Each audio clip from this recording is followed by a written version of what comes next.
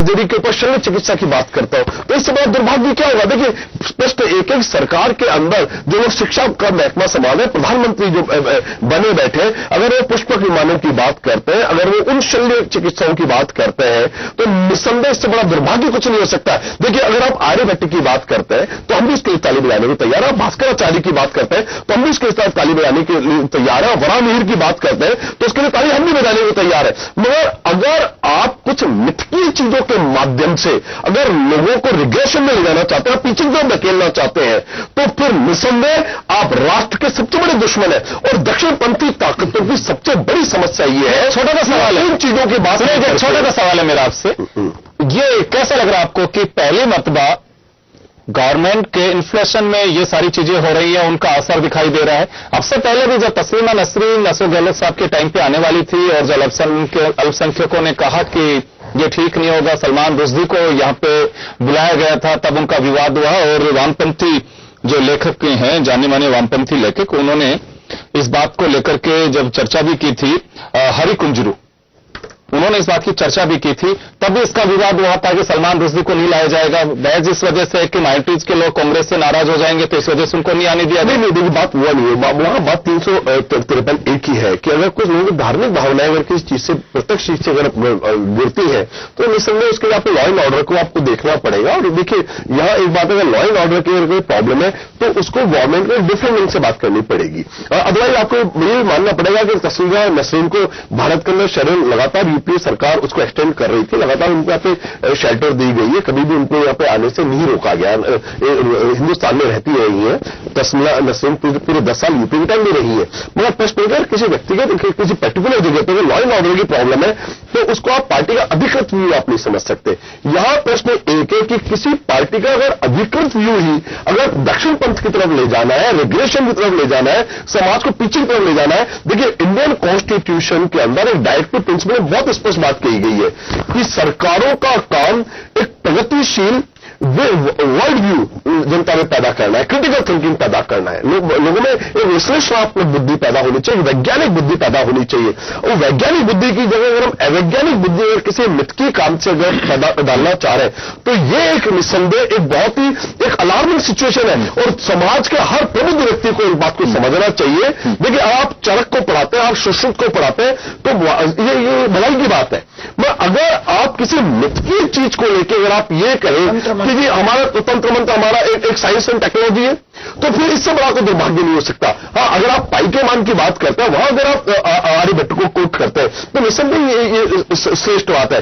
या अगर आप वैशेषिक के परमाणुवाद की बात करते हैं तो वहां एक बात है कि आप वहां कह सकते हैं मैं डेमोक्रेटिस परमाणुवाद से लेकर हूं। अंधविश्वास इसके नाम पर फैलाया जा रहा है। इसके नाम पर यह कहा जाता है कि गाय ऑक्सीजन छोड़ती है या पुष्पक विमान थे या चंद्रमा के ऊपर मक्खन के समुद्र थे, अगर कुछ लोग बात कह रहे हैं तो फिर आप समझ लीजिएगा कि वो राष्ट्र का जिससे बड़ा नुकसान कुछ नहीं कर सकते।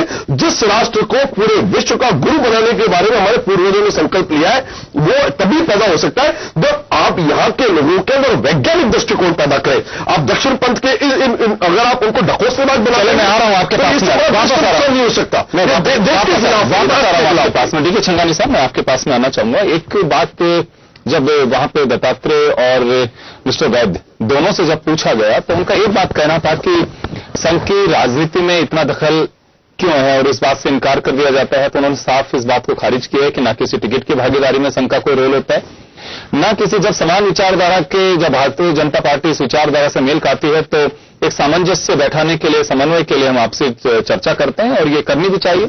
अगर दूसरे भी राजनीतिक दलों के किसी संगठन से मैचिंग होती है तो उन्हें चर्चा करनी चाहिए, इसमें क्या आपत्ति? हमें तो कोई आपत्ति नहीं होती है। तो संघ को लेकर के क्यों राजनीति में घसीटा जाता है?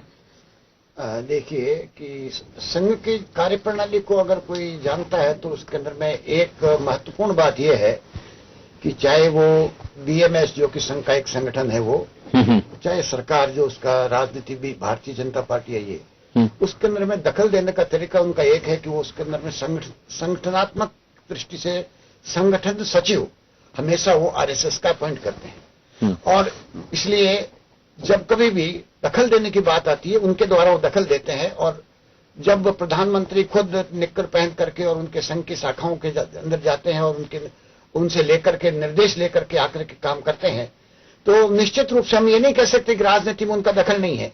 ये जो ढकोसला बहुत दिन से चल रहा है कि आरएसएस गैर राजनीतिक है, ये तो हम मानने के लिए, कोई भी आज की तारीख में किसी के पास चले जाइए, कोई भी मानेगा नहीं इसको कि ये गैर राजनीतिक है। राजनीति का केंद्र बिंदु आरएसएस है, उनके बिना पूछे हुए किसी नीति का निर्धारण होता नहीं है।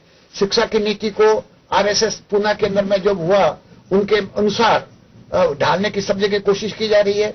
और सबसे बड़ी बात यह कि उनका जो मूल सिद्धांत मनुवाद है, उस मनुवाद को तो छोड़ने के लिए आज भी वो तैयार नहीं है। और जब मनुवाद है तो जातिवाद है, जातिवाद है तो फिर उसके अंदर में पिछड़ी जातियों को पीछे ही रहना है, उनको आगे आने देने की जरूरत नहीं है, उनको आगे आने के लिए अवसर देने की जरूरत नहीं है। और इसलिए जब आरक्षण की बात आती है तो वो मनुवाद से पैदा होती है। इसलिए हम एक निश्चित रूप से कह सकते। एक मेरा छोटा सा सवाल है, एक छोटा सा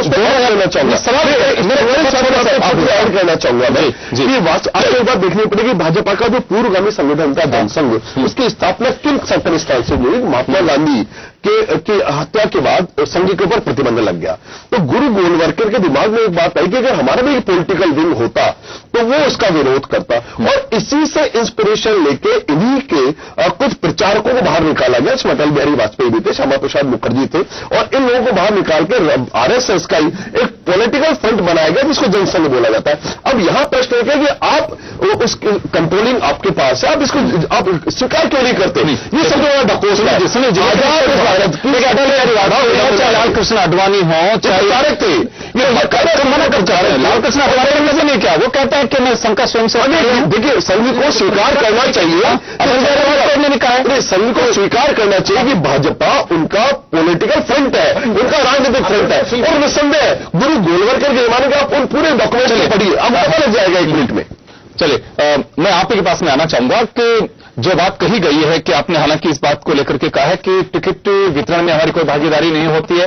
एक सामंजस्य और समन्वय के लिए जब समान विचारधारा है, देखिए राष्ट्रीय स्वयंसेवक संघ की अपनी एक आइडियोलॉजी है, उस आइडियोलॉजी को कौन रिस्पेक्ट करेगा? तो इसी वजह से वो बीजेपी को के लिए कहते हैं कि हम भाजपा है, अगर उनको लगता है कि हमारे सहयोग की आवश्यकता है तो उनकी मदद करते हैं, लेकिन दखल नहीं करते हैं।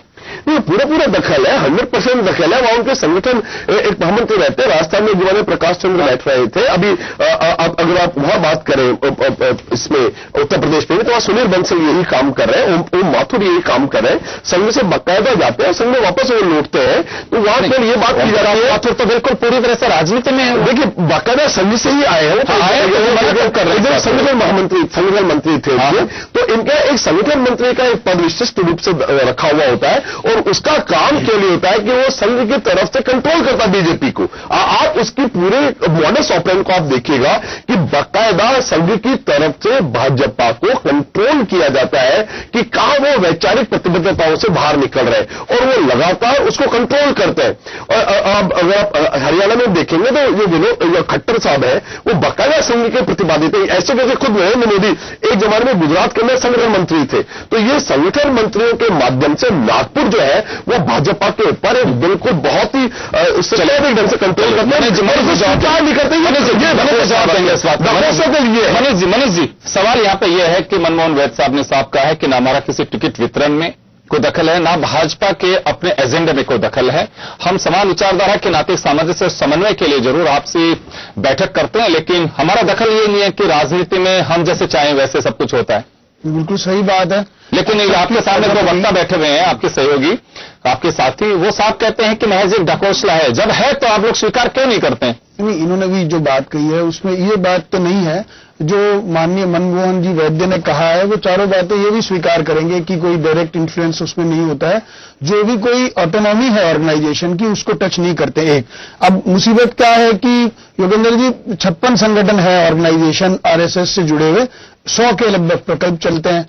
अब 56 संगठन का अगर आप दिन में बात करेंगे तो आधा घंटा भी एक संगठन की बात हो नहीं सकती। लेकिन जो ये दोनों विचारधारा वाले लोग हैं पॉलिटिकल एस्पेक्ट पे, वो दिन भर पॉलिटिक्स की बात करते हैं। तो आरएसएस की चर्चा पॉलिटिक्स के नाते 24 घंटे करना चाहते हैं, लेकिन संघ की स्थिति यह है कि उसको तो सब ऑर्गेनाइजेशन को बराबर तवज्जो देनी होगी, अगर तो भी एक दिन में आधा घंटे से ज्यादा टाइम बीजेपी को नहीं दे सकते हैं। तो इतना भयभीत होने की बात थी। दूसरी बात, इन्होंने जो कहा कि भारतीय मान्यताएं अवधारणाएं वो सब ढकोसला है। ये भी कहा देखिए, मैंने कहा वैज्ञानिक चीजें आप करिए, अवैज्ञानिक चीजों को प्रचार मत कीजिए। क्या इतना सा निवेदन क्या मैंने? ये उसी पार्टी में है जब इन्होंने हाईकोर्ट में एफिडेविट दिया कि राम तो हुए ही नहीं थे, तो ये जो इन्होंने ऐसा कह सकते हैं, मैं इनके की प्रशंसा करता हूं जो इतना कह रहे हैं। और यही कारण है, आप समझेंगे जो 26 स्टेट्स में जिस पॉलिटिकल पार्टी की सरकार हुआ करती थी आज 6